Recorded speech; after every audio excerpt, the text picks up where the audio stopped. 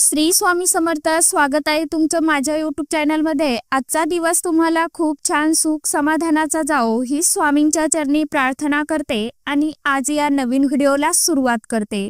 तर बघा 14 जानेवारीला आलेली आहे मकर संक्रांती। तर मकर संक्रांतीचा सण हा 3 दिवस चालत असतो। तर 3 दिवस कसा 13 जानेवारीला भोगी आलेली आहे, 14 जानेवारीला मकर संक्रांती आलेली आहे आणि 15 जानेवारीला किंक्रांत आलेली आहे। तर हा सण आपला 3 दिवस चालत असतो आणि हा सण खूप खास आणि खूप महत्त्वाचा असतो। या दिवशी आपण स्त्रिया खूप आनंदी राहत असतो आणि आपल्या हिंदू धर्मामध्ये या दिवशी काही अनेक उपाय सेवा देखील केल्या जातात। या सेवेने उपायाने आपल्याला आपल्या आयुष्यामध्ये नक्कीच प्रगती होत जाते। तर असाच एक उपाय, अतिशय प्रभावशाली उपाय मी तुमच्या बरोबर आजच्या व्हिडिओमध्ये शेअर करणार आहे। तर बघा आपल्या भारतीय सणांमध्ये प्रत्येक विधीचा, कर्माचा आणि प्रतीकांचा एक हृदयस्पर्शी अर्थ असतो। म्हणजे भोगी हा मकर संक्रांतीच्या अगोदरचा सण आहे, जो आपल्या घरातील सुख समृद्धी वाढविण्यासाठी आणि नकारात्मक ऊर्जेचा नाश करण्यासाठी देखील हा दिवस खूप खास महत्त्वाचा मानला जातो। भोगीच्या दिवशी सकाळी दिवा लावणे एवढं का गरजेचं आहे आणि तो दिवा कशा पद्धतीने लावावा, कुठे लावावा, यामुळे आपल्या घरामध्ये सुख शांती येईल, समृद्धी येईल आणि धनप्राप्तीचे मार्ग आपल्या आयुष्यामध्ये खुले होऊन आपलं नशीब हे नक्कीच पलटू लागेल। तर बघा भोगी हा सण मकर संक्रांतीच्या पूर्वदिनी साजरा केला जात असतो। या सणाचा मुख्य उद्देश जुनी नकारात्मक ऊर्जा आणि परिस्थिती मागे सोडून नवीन सकारात्मक ऊर्जेचा स्वीकार करायचा आहे। यासाठीच घरातील स्वच्छता आणि पूजा, विशेषतः आपल्याला दिवा लावायचा आहे आणि हा दिवा लावण्याला खूप महत्त्व आहे। दिवा हा केवळ प्रकाशाचा स्रोतच नसतो, तर तो घरामध्ये सकारात्मक ऊर्जा आणि माता लक्ष्मी, त्याचबरोबर देवी देवतांना आमंत्रण देणारं एक साधन मानलं जातं। योग्य ठिकाणी दिवा लावल्यास धन, सुख, शांती, समृद्धी आपल्या घरामध्ये नक्कीच येते। तर बघा आता हा दिवा आपल्याला कुठे लावायचा आहे, कशा पद्धतीने लावायचा आहे, याबद्दलची सविस्तर माहिती आजच्या या नवीन व्हिडिओमध्ये मी तुमच्या बरोबर शेअर करणार आहे। त्यामुळे व्हिडिओ कुठेही स्किप न करता शेवटपर्यंत नक्की बघा।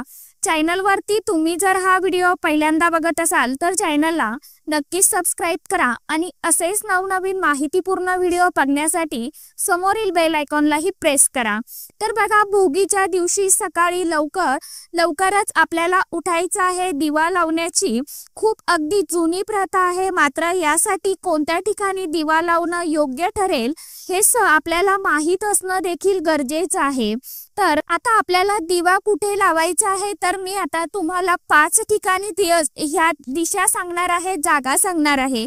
तुम्हाला जिथे शक्य होईल तिथे तुम्हाला हा दिवा आवर्जून प्रज्वलित करायचा आहे।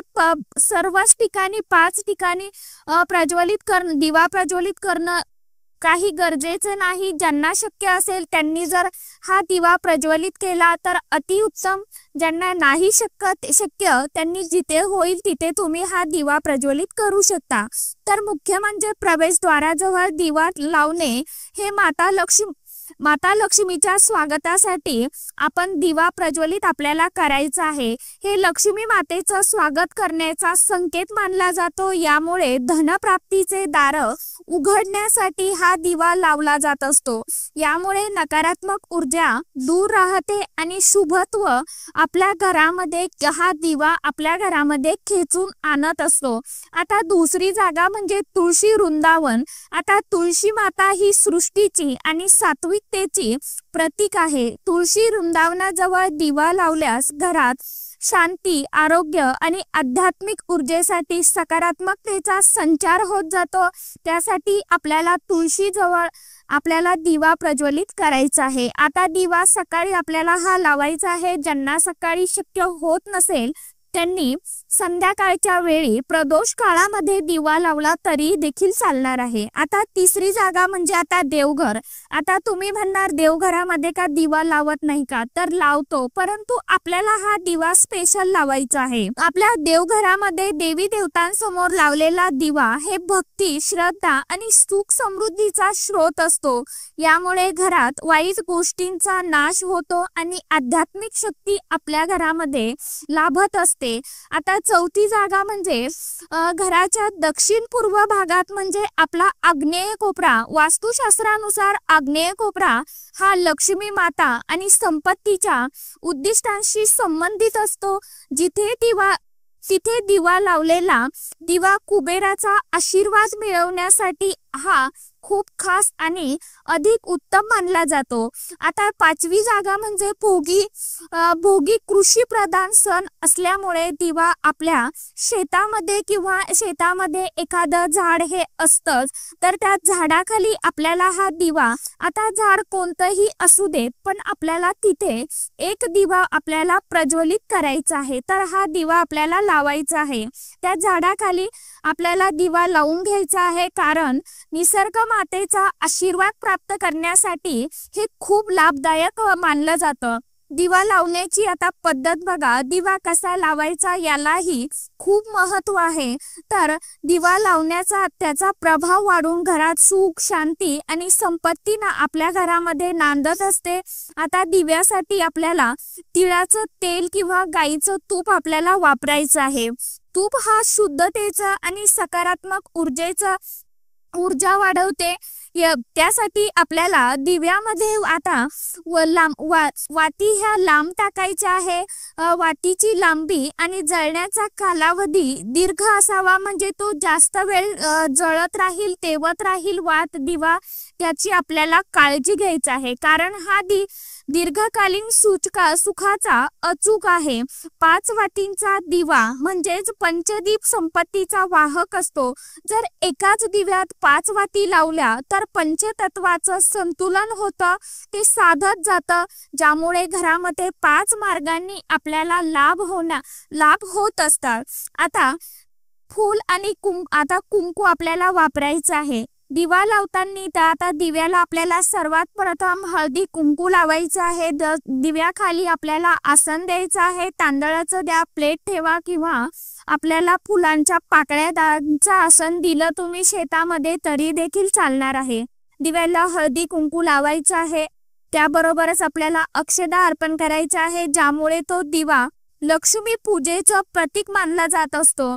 आता घंटा वाजवायचा आहे. दिवा लावताना घंटा वाजवल्यास नकारात्मक शक्ती दूर होते आणि घरात प्रत्येक कोपरा ऊर्जेने भरतो. दिवा लावताना आपल्याला कोणत्या चुका करायच्या नाही बघा. दिवा लावताना काही चुका आपल्याकडनं आपल्याला त्या टाळायच्या आहे, कारण त्याचा सकारात्मकतेवर परिणाम होतो. दिवा कधीही अंधाऱ्या कोपऱ्यात किंवा अशुद्ध ठिकाणी ठेवू नका. दिवा लावताना हळदी कुंकू किंवा फुलं न वापरणं हे देखील अशुभ मानलं जातं. त्याचबरोबर दिवा मात्र न भरलेल्या वातीत कधीही लावू नये, कारण तो अर्धांगता किंवा अपूर्णत्व सोबत जोडला जात असतो. त्यामुळे आपल्याला दिवा लावण्यामुळे मानसिक आणि आध्यात्मिक तसेच आर्थिक पातळीवर लाभ अशी अपेक्षा केली जाते. धन प्रचुरतेचा मार्ग मोकळा होतो आणि लक्ष्मीपासून कृपा होते. नकारात्मक ऊर्जेचा नाश होतो आणि सकारात्मक प्रवाह घरामध्ये आपल्या टिकून राहतो. कुटुंबात ऐक्य, शांती आणि आनंद आपल्या घरामध्ये निर्माण होत जातो. आता महिलांसाठी भोगी हा सण विशेष महत्त्वाचा आहे, कारण त्या आपल्या घरात सुख, संपत्ती आणि आनंद आणण्यासाठी प्राथमिक भूमिका बजावत असतात. त्यामुळे चुकीची जागा आणि पद्धती टाळा. प्रार्थनेने मन शांत करून आपल्या कुटुंबातील समृद्धतेचे मार्ग मोकळे करा. सणांमध्ये सकारात्मकतेचा आरंभ करा. दिवा लावणं ही केवळ परंपरा नसून जीवनातील एक नवा प्रकाश घेऊन येणारा प्रतिकात्मक विधी आहे. योग्य विधी आणि जागेवर दिवा लावल्यास भोगीच्या दिवशी घरात नवनवीन सुख, समृद्धी आणि शांतता नांदते. शुभ दिव्याचे सुंदर तेज आपल्या घरामध्ये आपल्याला पसरवायचे आहे आणि तुमच्या आयुष्यात नांदो ही स्वामींचरणी प्रार्थना। तर अशा पद्धतीने तुम्हाला जिथे शक्य होईल तिथे तुम्हाला हा दिवा लावायचा आहे आणि दिवा लावताना आपल्याला दिव्यामध्ये 5 वातीचा दिवा लावायचा किंवा 2 वाती टाकून आपल्याला दिवा प्रज्वलित करायचा आहे। दिव्याला हळदी कुंकू लावायचा आहे। दिव्यामध्ये तुम्हाला जर शक्य झालं आपण हा दिवा जेव्हा आपल्या मुख्य प्रवेशद्वाराजवळ प्रज्वलित करणार आहे तर त्या दिव्यामध्ये आपल्याला एक वस्तू टाकायची आहे, ती म्हणजे वेलची टाकायची आहे आणि तो दिवा आपल्याला उत्तरेकडे तोंड करून प्रज्वलित करायचा आहे।